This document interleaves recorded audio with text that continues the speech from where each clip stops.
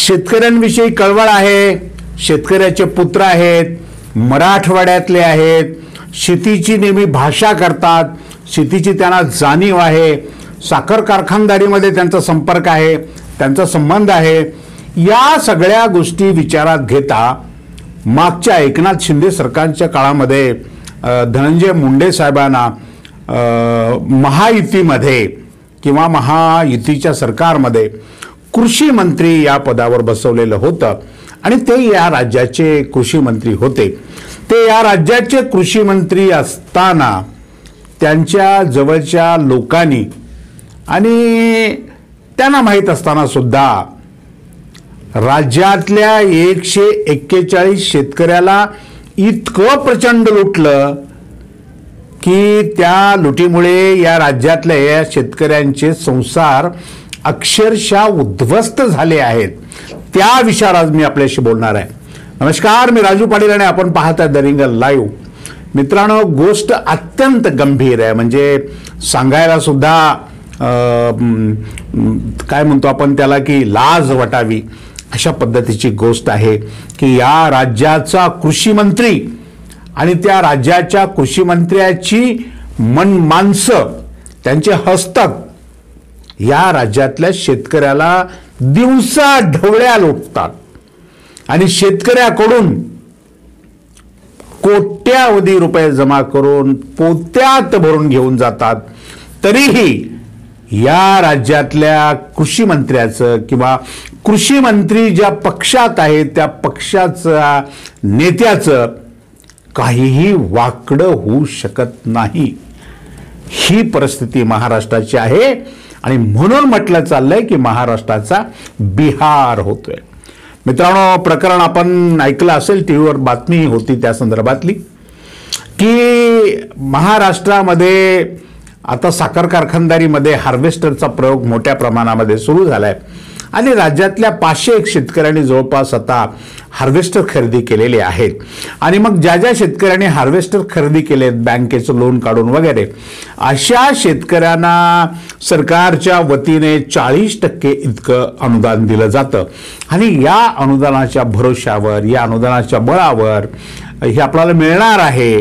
त्यामुळे आपण खड्ड्यात जाणार नाही, आपला धंदा बुडणार नाही, बँकेचं लोन आपल्या डोक्यावर बसणार नाही, अशा प्रकारची कल्पना करून किंवा अशा पद्धतीचं प्लॅनिंग करून राज्यातल्या शेतकऱ्यांनी हार्वेस्टर खरेदी केली खरी, पण त्यांना 2018 पासून ते 2025 म्हणजे आज तारखेपर्यंत जे सरकारी अनुदान मिळतं, हे सरकारी अनुदान 40% अनुदान असतं आणि हे सरकारी अनुदान अद्यापपर्यंत मिळालेलं नाही.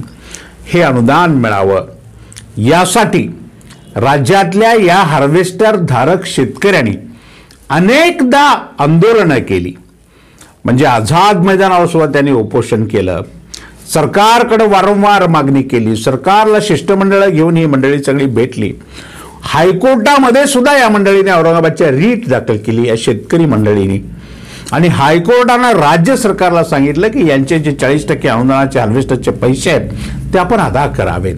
तरी सुद्धा या राज्यातल्या शेतकऱ्यांना हार्वेस्टर ज्यांनी खरेदी केलंय त्या शेतकऱ्याला अशा पद्धतीचं सरकारी अनुदान मिळालेलं नाही. आणि मग धनंजय मुंडे मुख्य कृषी मंत्री आहेत आणि त्यांनी जर जोर लावला, ताकद लावली त्यांच्या विभागाच्या माध्यमातून, तर हे पैसे आपल्याला मिळतील अशा प्रकारची भावना या शेतकऱ्यांच्या मध्ये, ज्या शेतकऱ्यांनी हार्वेस्टर खरेदी केलेली होती त्यांच्यामध्ये निर्माण झाली. आणि मग आपल्याला आंदोलन करण्यासाठी म्हणून, शासनाकडे वेळोवेळी जाण्यासाठी म्हणून, हायकोर्टामध्ये रीट दाखल करण्यासाठी म्हणून या शेतकऱ्यांनी एक छोटीशी संघटना स्थापन केली आणि या संघटनेच्या माध्यमातून ही सगळी शेतकरी मंडळी धनंजय मुंडे यांचे हस्तक किंवा आता जे खंडणीच्या आरोपामध्ये पोलीस कोठडीमध्ये आहेत त्या वाल्मिक कराडांच्या पर्यंत पोहोचवण्याची तयारी केली गेली. म्हणजे त्यांना एक पद्धतीनं, एका साखळी पद्धतीनं वाल्मिक कराडांपर्यंत या शेतकऱ्यांना पाठवलं गेलं. आणि मग तिथं असं ठरलं की महाराष्ट्रातल्या या हार्वेस्टर धारक शेतकऱ्यांनी प्रत्येकी 8 लाख रुपये जमा करावेत आणि हे 8 लाख रुपये जमा करून वाल्मिक कराड यांच्याकडे दिल्यानंतर किंवा वाल्मिक कराड यांना दिल्यानंतर ते या शेतकऱ्यांना अनुदान मिळवून देतील. जे की 40% जे अनुदान होतं ते अनुदान मिळवून देतील. ठरल्याप्रमाणे चर्चा झाल्याप्रमाणे एक बैठक मुंडे साहेबांच्या सोबत सुद्धा झाली, जे की कृषी मंत्री होते. सह्याद्री अतिथीगृहावर अशा पद्धतीची बैठक झाली आणि मग शेतकऱ्याने आपली जी मागणी आहे, आपलं जे दुःख आहे ते या राज्याच्या कृषी मंत्र्याच्या समोर मांडलं की आमचे संसार उद्ध्वस्त होत आहेत, आमचा धंदा पार आता बुडून जातोय, आम्ही आता आत्महत्या करून मरण्याशिवाय आमच्याकडे दुसरा पर्याय उरणार नाही. तेव्हा राज्याच्या या कृषी मंत्र्याने उपस्थित असलेल्या शेतकऱ्याला 200-250 शेतकऱ्याला जवळपास एक प्रकारची हिंट दिली की ठीक आहे, मी आपले पैसे मिळवून देतो, पण पैसे मिळवून पदरात तुमच्या पडण्यासाठी या मार्गाने जा.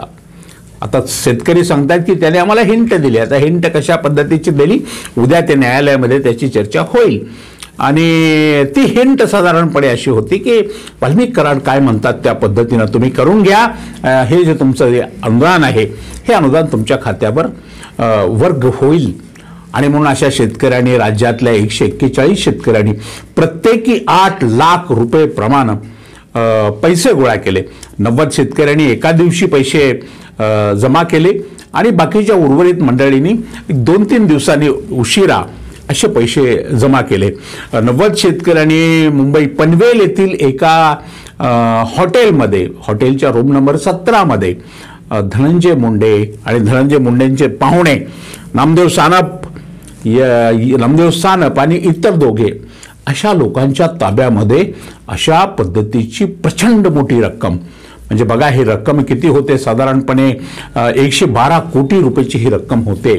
तर ही रक्कम त्या हॉटेलमध्ये 90 लोकांनी दिली आणि उर्वरित लोकांनी ही रक्कम ह्याच्या बीड जिल्ह्यामधल्या एका हॉटेलमध्ये बाकी मंडळींनी ती रक्कम दिली. आणि ही रक्कम दिल्यानंतर वाल्मिक कराड आणि त्यांच्या हस्तकांनी पोत्यामध्ये हे सगळे पैसे भरले आणि पोते भरून ही रक्कम ते तिथून घेऊन गेले. परंतु आज तारखेपर्यंत त्या शेतकऱ्यांना हार्वेस्टरचे अनुदान मिळालं नाही. त्यामुळे या शेतकऱ्यांनी आता माढा येथे, पंढरपूर येथे अशा पद्धतीचा गुन्हा दाखल केला आणि गुन्हा दाखल करून घेऊ नका असा दबाव सुद्धा वरून येत होता, असं हे शेतकरी सांगतायत. आता धनंजय मुंडे साहेबांच्या इशाऱ्यावर किंवा त्यांनी दिलेल्या हिंटवर अशा पद्धतीची प्रचंड मोठी रक्कम जमा होते आणि एवढी रक्कम जमा होऊन सुद्धा त्या शेतकऱ्यांचे काम होत नाही किंवा त्यांना अनुदान मिळत नाही. म्हणून शेतकऱ्यांनी ही गोष्ट अजितदादांच्या कानावर घातली. बघा किती गंभीर आहे. दादाला आपण फार काय धुतला तांदूळ समजतो महाराष्ट्रामध्ये, त्या अजितदादांच्या कानावर ही गंभीर स्वरूपाची गोष्ट घातली. आणि मग अजितदादांनी सुद्धा एकदा एका संबंधितांना फोन केला. तेव्हा अजितदादा विरोधी पक्षामध्ये होते आणि संबंधित किंवा अजितदादांनी संबंधित विभागाला एकदा फोन केला. एकदा फोन केल्यानंतर ते काही काम झालं नाही. त्यानंतर ही सगळी मंडळी पुन्हा अजितदादांना भेटली. तेव्हा अजितदादा या शेतकऱ्याला असं म्हणतात की अरे एवढे पैसे असतात का, 40-40 लाख रुपये कुठे मिळतात का, एवढे पैसे जर सरकार देत राहिलं, 40-40% जर अनुदान देत राहिलं तर सरकारचं हे सरकार कसं चालेल वगैरे वगैरे बोलून तेही हा विषय टाळतात. म्हणजे एका अर्थाने धनंजय मुंडे आणि त्यांचे जे हस्तक आहेत वाल्मिक कराड आणि मंडळी, सानप वगैरे मंडळी, यांनी केलेल्या या मोठ्या घोटाळ्याला अजित पवारांनी एक प्रकारचा पाठिंबा यामध्ये दिलेला आहे. याचा सर्व परिस्थितीचा जर आपण अभ्यास केला तर या प्रकरणामध्ये, या हार्वेस्टर अनुदान प्रकरणामध्ये स्वतः राज्याचे तत्कालीन कृषी मंत्री धनंजय मुंडे, त्यानंतर वाल्मिक कराड, त्यांच्यासोबत असलेले सानप वगैरे मंडळी आणि खुद्द राष्ट्रवादीचे अध्यक्ष अजितदादा पवार यांना हे प्रकरण पूर्णपणानं, अजितदादा पवार या धनंजय मुंडे यांच्या मंडळींनी हा प्रकार केला हे पूर्णपणे त्यांना जाणीव होती. आणि धनंजय मुंडे यांच्या इशारावरच अशा पद्धतीचं काम पुढे घडलेलं होतं. आणि आता जेव्हा शेतकरी या संदर्भामध्ये आवाज उठवण्याचा प्रयत्न करतायत, पोलीस स्टेशनमध्ये तक्रार दाखल करण्याचा प्रयत्न करतायत, तेव्हा वरून दबाव येतो की हे तक्रार दाखल करून घेऊ नका. अशा पद्धतीची एक घटना महाराष्ट्रामध्ये घडून जाते आहे. धनंजय मुंडे जेव्हा शेतकऱ्यांचे पुत्र म्हणून राज्याचे कृषी मंत्री होतात, शेती मंत्री होतात, तेव्हा धनंजय मुंडेंच्या हस्तकाकडून किंबहुना त्यांच्या इशाऱ्यावर वगैरे अशा पद्धतीचं काम महाराष्ट्रामध्ये होतं. म्हणजे महाराष्ट्राच्या राजकीय संस्कृतीला लाज वाटावी अशा पद्धतीचं हे काम आहे.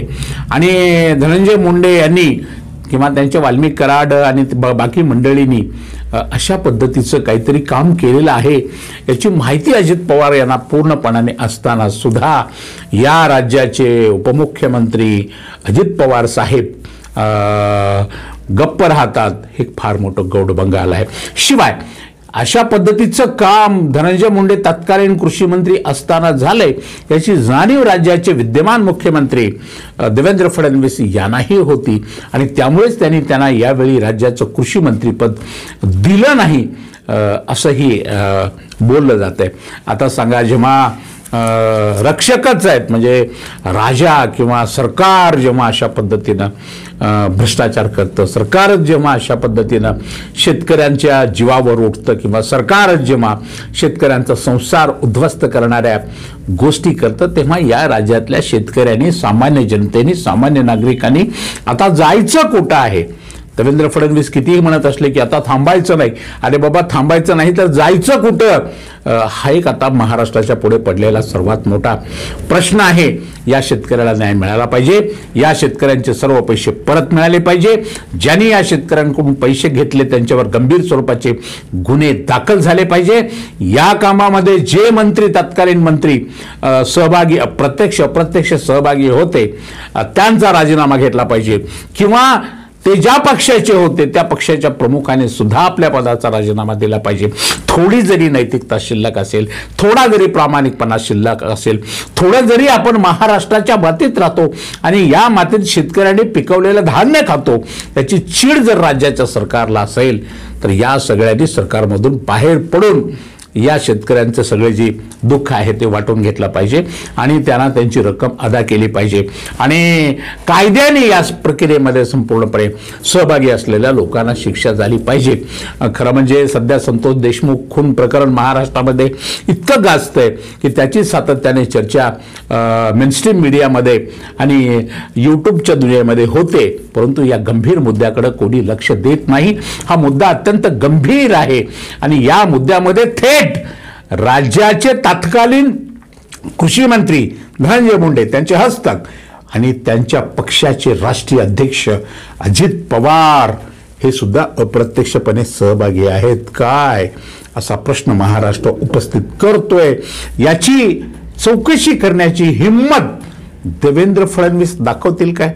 या प्रकरणी चौकशी होऊन संबंधितांना तातडीने त्यांच्यावर कारवाई करण्याचे आदेश देवेंद्र फडणवीसांचे आका अमित शहा देतील काय, असा प्रश्न आता महाराष्ट्रामध्ये निर्माण होतोय.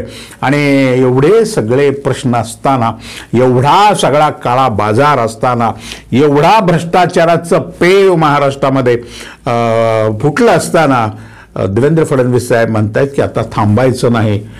फडणवीस साहेब, महाराष्ट्रातल्या जनतेला सांगा नेमकं जायचं तरी कुठं आहे. आज इतकंच. अशाच महत्वाच्या गोष्टीवर रोखोक भाष्य करण्यासाठी पाहत रहा रिंगण लाईव्ह, आवाज महाराष्ट्राचा.